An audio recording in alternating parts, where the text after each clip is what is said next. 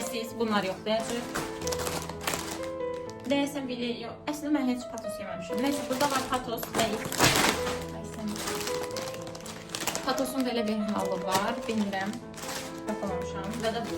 Neyse, demək olar buradakiləri heç yoxlamamışam. Bu videoda çıxacaq. Mənə maraqlıdır bu. Ona görə də bunu axıra saxlayacaq. Öncə bu mənim ilk videom olacaq. Buna görə dəstəyinizi gözləyirəm. Çünki gəlirdim, dedim niyə də olmasın da, yəni birlikdə yoxlayaq. Neyse, yəni ani bir qərarla. Birinci acılı patos. Amma birinci acılı insan sonra bilən dadını anlamayacaq. Yaş acılı patos. Patos klasik. Belki de var orada.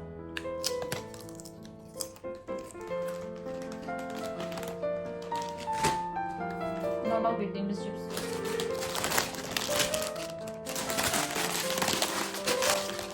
Leysen bir tık tatlıdır.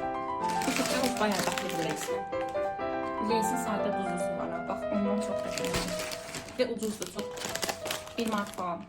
Bir neçesi böyle bir şey. Tamam, mısır aromalıymış. Ben onsuz da qarğıdalı aromalı olanını çok sevirdim bunu, ama Türkiye'de bunun çereza falan var idi.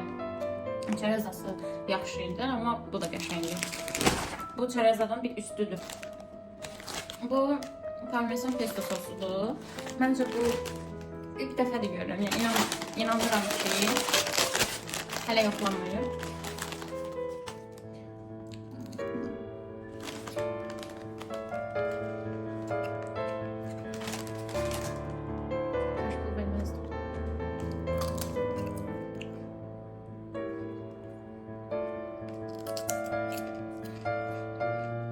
Ya.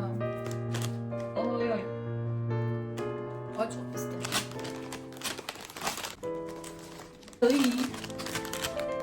Neyse, bunu almayayım. Ben bunu bir istiyorsun. Bu ikisi yenidir. Bu neydi? Bunu almadım. Çünkü çok tamaklı falan diye. Ben o sonra neyse baharatsını da sevmiyorum. Çok böyle kırmızıdır. Ne pistir. Çok pistir. Yani okey, salat falan pesto sosuyla gider ama parmesan pesto cips